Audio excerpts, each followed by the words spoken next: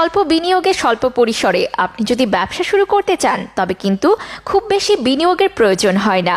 যেটা প্রয়োজন সেটা হচ্ছে সঠিক সিদ্ধান্ত, সাহস এবং পরিকল্পনা। আপনার পুঁজি যদি অল্প থাকে আর আপনি শহর বা গ্রাম যেখানেই থাকুন না কেন, শুধুমাত্র একটি মেশিনের মাধ্যমেই কিন্তু আপনি আপনার ব্যবসা শুরু করে দিতে পারেন। ভিডিওতে দেখানো মেশিনটি হচ্ছে অটোমেটিক চিপস তৈরির মেশিন। এই মেশিনটির সাহায্যে আপনি খুব সহজেই প্রতিদিন 60 থেকে 100 কেজি কুরকুরে চিপস তৈরি করতে পারবেন।